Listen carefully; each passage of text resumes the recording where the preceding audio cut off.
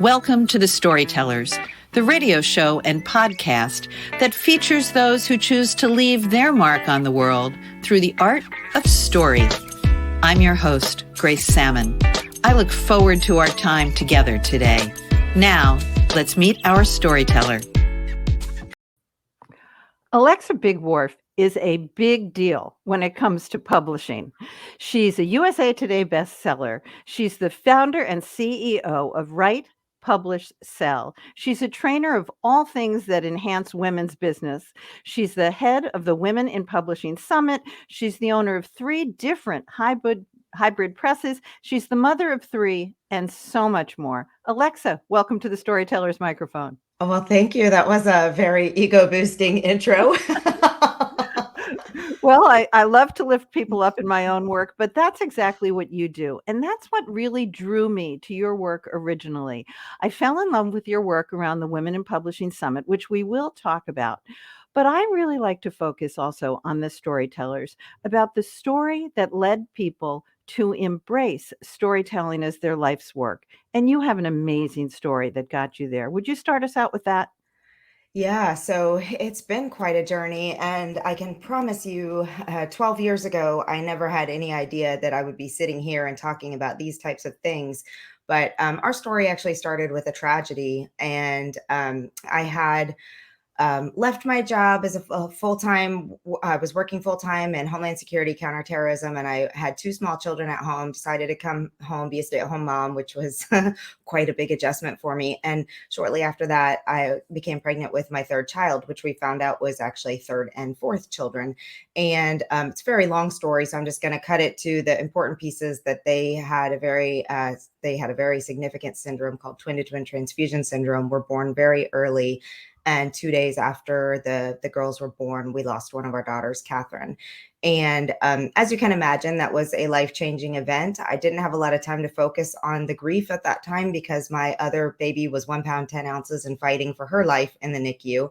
But once, thankfully, she is a very healthy, almost 11-year-old, just perfect child. So we're very blessed by that. But when I got kind of back on my feet again, I needed an outlet for all the things I was feeling. So I started a blog, and that's when I very first, was introduced to storytelling, but I didn't know it was storytelling. I was sharing my story, and I was sharing other family stories that had gone through similar things, and really noticed the impact that made on people's lives. I'm receiving feedback like, I thought I was alone. I didn't know there was anybody else who went through this with me, and all of that. So I'll pause because I could go on to continue the rest of the story, but in case you had a question. Well, I think that is so poignant, first of all. And, you know, the loss of a child, whether it's stillborn or so newly after, you have really embraced that as a critical part of your work through Sunshine After the Storm. Yes. Would you talk a little bit about that as well? Yeah, so I started the blog. I was doing that, and after Catherine passed away, I received several care packages from strangers, really, and that fed into what happens next. But or after, anyway, we about 18 months after we lost our daughter, a friend of mine delivered her baby stillborn, and I remember thinking, there's got to be something else that we can do for her. And by this point in time, I had developed quite a network in the grief world. And I said, you know what? I've never found any books out there that really spoke to me. I found a lot of clinical books, a lot of, this is how you should recover from your grief and all of that. So I said, but I want something different that can help a mother realize one day she will smile again, really was our hope, to let moms know they're not alone in this time frame. So I pulled together a bunch of mothers and several fathers. Actually, there is a segment dedicated to dads in there. And we compiled Sunshine After the Storm, a survival guide for the grieving mother. And through that process, that's when I learned all the self-publishing things and really actually fell in love with the process of trying to figure out this giant enigma of publishing. But when I published Sunshine After the Storm, I didn't do it to make money. I didn't do it to become a New York Times bestseller. I didn't do it for any of those reasons. I did it to get it in the hands of the mothers who needed it. So I started basically by just putting the word out there. Hey, if you know anybody who needs this book, tell them to contact me and I'll send them a copy at no charge. And so what I found was when I was sending these books, I wanted to I wanted them to have the same feeling that I had when I received those packages from strangers. So I started putting in socks and Kleenex and tea bags and chocolate and lotions and things to help comfort them. And then I realized, okay, I really can't afford to do this. So I started a nonprofit so that I could collect donations so that I could continue. And to this day, we started that in 2013, 2014. And to this day, we still send out care packages once a year in December at no charge to anyone who's requested one. So there are so many things about this story. I'm an entrepreneur, I'm an author, I've created multiple companies, but I love that you created this out of your heart. Yeah. And, then you also figured out all the business side of the house. And I was very much a throw spaghetti against the wall kind of girl. Well, me too. Well, and maybe that's one of the reasons we resonated, but I loved that you said that all of your work is about hope, encouragement, sisterhood, and understanding. Yeah. And that translates into your publishing work, which is what initially got me into thinking Alexa's a big deal. So let's talk about, first of all, write, publish, sell, and then the summit. Okay. So I had published this book, and one of the things that I had researched when I was doing it was, how to make it as professional as possible. And I found that it needed an imprint.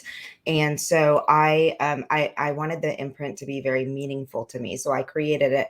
My daughter's name was Catherine Bigwarfe. So I created Cat Biggie Press. And that was actually the first business, but I didn't know it was going to be a business. So I created this imprint and I published that book under it. And like I said, I fell in love with the publishing process and I also realized how much I wanted to write books, but I didn't feel called to write any more grief books at that time. I was raising 3 small children and I was really heavily immersed in motherhood. And I was seeking to connect with other mothers. So through my blogging connections, I found a co-author and we wrote a book called Lose the Cape: Realities for Busy Modern Moms and Strategies to Survive. And that wound up to be a 4-book series. The final 3 were anthologies, and we set up a podcast around it. And I was publishing these under Cat Biggie Press. Well, as I'm publishing more books, people just started coming to me and saying, I want to write a book. How did you do this? What's the process? So I just started sharing my knowledge, and that's how Write, Publish, Sell was born. Because people would come to me, I would tell them I was only a few steps ahead of them, but I knew enough to get people started. And eventually, I was like, you know what? I taught myself how to lay out a book. I have cover designers that I'm working with. I'm doing all these things. Maybe I'm looking for something, to actually earn some income. Maybe I could start a business around it. So I did. And I would have never believed how much it would have grown. It started with me doing some services for other people, helping them format their books, helping them load to Amazon, those types of things. And then we started doing some courses and group programs. And it just really, really, really started to build from there. It's such a joy to see that growth because I've written 4 books. My first 3 were traditionally published in the field of education. And then I flipped to writing a novel. And it was like I had never written anything before in my entire life. I just went through that experience. I get it. It's a totally different world. So I am very much about just that being that step ahead makes all the difference. But you share that not only in your coursework, but also in this summit that's coming up. Let's talk about your summit. Yeah. So at this time frame, again, I realized how much of an entrepreneurial spirit I had, I suppose, because I wanted to be able to contribute to our household. I had left my job and I was spending a lot of time doing all this writing stuff. And my husband at the time was like, okay, this is great, but you're doing all these things and you're not bringing in any money. So something's got to change. So I was like, all right, well, I'm going to try and see if I can make a business around this. So I was looking for different ways and I started finding all of these online summits. This was in the 2014-15 period, and the birth of the online summit was just really happening. And I thought, you know what? I love teaching. I love sharing resources. I love bringing people together in a way that they can learn the things that I'm learning. I don't know everything. So maybe a summit would be a great way. I can bring in other experts and we can share this knowledge. So I did my first one, and it was actually called Career Beyond Your Blog, because at that time I was mostly a blogger and also so it was all the things. It was people who were blogging, people who were freelance writing, people who were writing books. And then I realized it's really hard to build an audience when you're covering such a broad spectrum. So the next year I narrowed it down and called it by that time I had formed Write Publish Sell. So I called it the Write Publish Sell Summit. And then I was watching all these other summits and I realized, you know what, this is so weird. I work with I'd say 99% women. I've got all of these amazing mentors out there that are women. I'm seeing all these successes and I'm watching all these summits and it's just dudes. Like there were hardly any women represented at all and very little diversity. So I thought about how I could make a change for that to really celebrate the women that are out there doing the good work. And I decided to create the Women in Publishing Summit. So this is going to be our 6th year coming up in March 2023. And it truly has become, if I can say it, it's truly become a love fest. I mean, it is an opportunity for us to celebrate the women, to encourage women who are just coming into the process, to support people, but the training is phenomenal. And we try to bring in just really great speakers and people who have done the work. And some of them are just a few steps ahead because we like to bring people in that piece too, because our audience is a lot of people who are just beginning and it's nice for them to see someone just a little bit. And then we try to bring in also people who are worlds ahead of them. We had Jane Friedman as a speaker one year. We've had Joanna Penn. We've had Robin Cutler. We've had, some really big names in the industry come in as well. So it is truly a joy for me. It was a lot of work to get it going. And this last 2 years have really we've really hit our stride with our right messaging and with the right speakers and with the right vibe. And it makes me happier than anything in the world when I see ladies post about what they have done. Someone told me that because of the conference last year, she started her own publishing house. I've seen pictures of women who met 2 or 3 years ago in the summit who are still in writing groups together and are meeting in person and are helping each other through their journey. And I'm like, this is why we do it, because our words matter, but it's hard to get there alone. Absolutely. And I think that what you are creating through your entire body of work is a community. Yes. And that's something that I always tell people the only good thing about COVID is that we have broadened and deepened the author community in a way that I don't think ever could have happened 100%. before. I used to mock people because you and I have an age difference here. I never thought anybody should be on social media, total waste of time. I never imagined that, the things that your book opens to you, like having your own radio show, for example. But the people that I thought had real friends really do have real friends. I have lots of real friends now. Yes. And so when you talk about your summit, that is so powerful. And it just goes back to hope, encouragement, sisterhood, and understanding, which Yeah. is really, really your hallmark. What kinds of things can a woman expect, or anyone, because you do allow men? Yes, But men do attend. Yes. but what can you expect if you engage either in the Write, Publish, Sell part or in the summit? So it's been quite a challenge to keep the two businesses separate. And we have one of the biggest issues we have is that we have people on both email lists. So I try to keep things as different as possible so that, because in the beginning I was sending out the same emails to both and people were like, I'm getting your email like 4 times.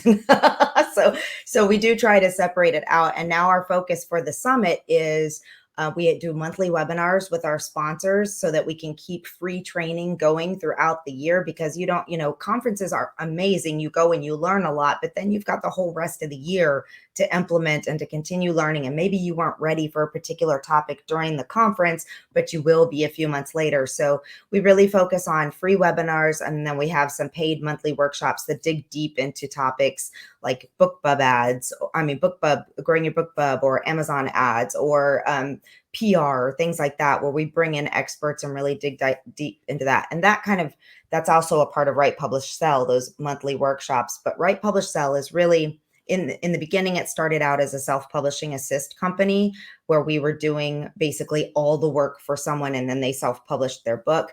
And I found it just became too much for me to keep up with managing all of those clients, managing my publishing companies, and doing the summit, which has become a year-long program now. So we've switched Write, Publish, Sell to be much more of an informational type place. We have a free Facebook group, Write, Publish, Sell. We have lots of content on our blog. I put a lot of time and energy into sending out good, I think that are good information packed emails that are about all spectrums of writing, publishing, and selling. And really just meant to be an information source that's always there. Because one of the challenges for me, as I mentioned when I began, we had three small children. I was not working. I didn't have the budget to go out and spend thousands of dollars on all of these things. And I was finding lots of training programs and lots of courses and lots of things like that. But there was a cost associated, and I didn't know what I should invest in or what I was ready to invest in or any of those things. So we have a membership program that's $47 a month. And that I feel is very reasonable price. And they get so much information through that. We do every week, there's some kind of weekly live opportunities to come in and ask questions with me or my team. We do networking, we do writing feedback, we do writing time, we do that monthly workshop. So for me, it's about providing, obviously we have to have, somebody's got to pay for all the time and energy going into it, but we try to keep it as low budget as possible so that an author can come in and learn as much without making that huge, massive investment, and then make, I hope, better educated decisions on where they do put their money, because you do need to have good editing. You do need to have a good cover. And we try really hard to share those resources so that people can connect with the right service providers too. And that's really smart. I talk to so many authors and people like yourself, and I think that it's really easy to get sucked into, which equipment do I need? Which ads do I need to place? And Yes. I sometimes call being an author the most expensive volunteer job I ever Yes. had. Yes. And so if you can, and you do, I get your newsletter and it's packed. So I encourage anybody who's listening just to get your newsletter. It's packed with great information. But I think that being smart is a whole nother side. Right in terms of the title of your company, write, publish, sell. I think most of us who are authors get the write part, get the publish part, and hate the sell part. Which is so sad because marketing is the most fun. And we focus the WIP school, which is kind of funny because it matches the name WIP Summit, but actually falls under Write, Publish, Sell. One of those things No that as I problem was keeping throwing it spaghetti at the separated. wall. No problem keeping it Right. separated. But that is our primary focus, is growing your business as an author, because there's so much content out there about the writing and the publishing, but the marketing is where people really, really struggle. And my goal is to make it not feel so overwhelming.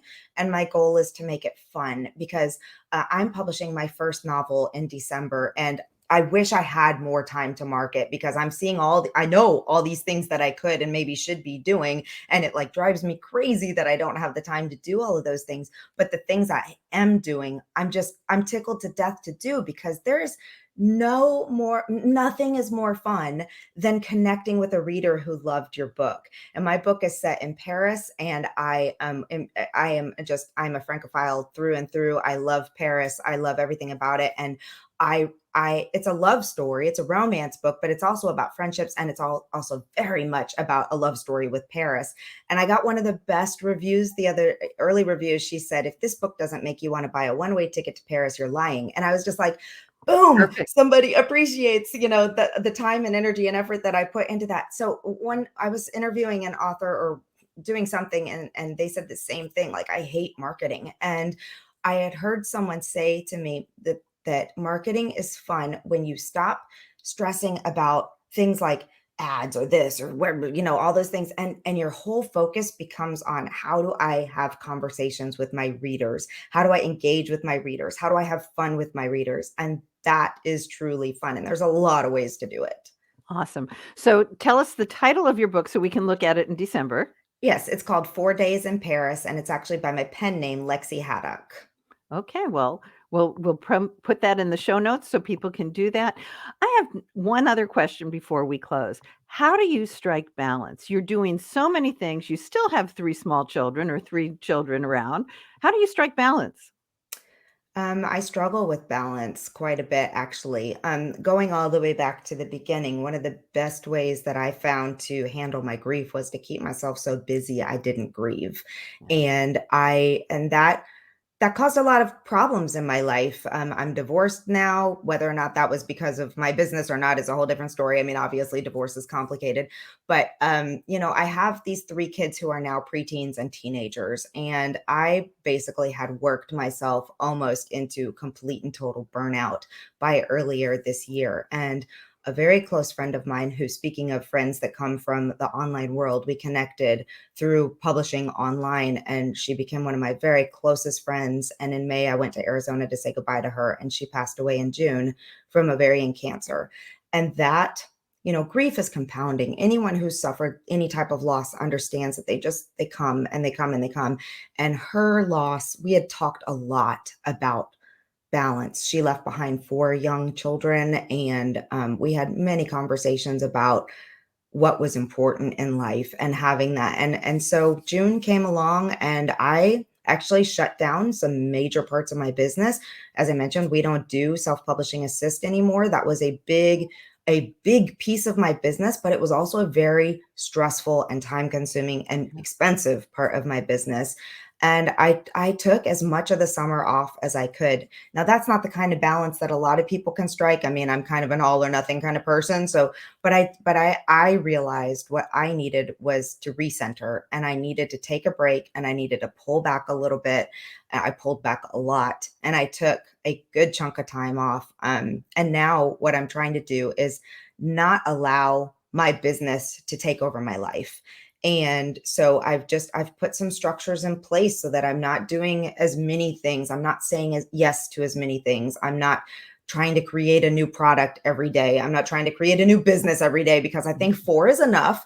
But it's important. For now. Yes, exactly. And I want to be present for my children as they go through this very challenging time. It is a tough time to be raising teens. No one has ever lived in a world like their world. And while we can all say that, I think we can also all agree that this world is significantly different than anything that generations before have grown up. Maybe World War IIers could identify with the big shift in their world. But anyway, so yeah, it's important, and it's a daily struggle. I make time for me. I get up, I walk every morning. I'm trying to add yoga into my life. I'm trying to do those things that help me center, so that when I'm working, I can work really hard, and then I can shut my computer down, which working from home makes it very hard. There's been times that I've worked 7 days a week till 10 o'clock at night. I don't want to do that.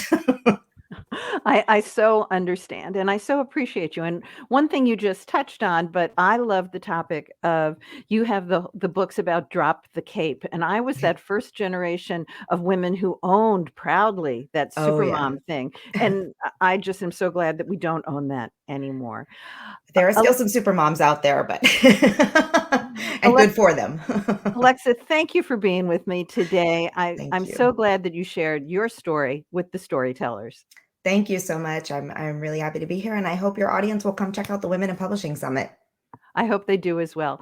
I'm Grace Sammon, and this has been a copyrighted episode of The Storytellers by Authors on the Air, Global Radio Network. Thanks for being with us. That concludes this episode of The Storytellers. I'm so glad you could be part of the story today. I hope you share the stories, tell your own, and come back for another episode, because when our stories are told, everything changes. I'm Grace Sammon.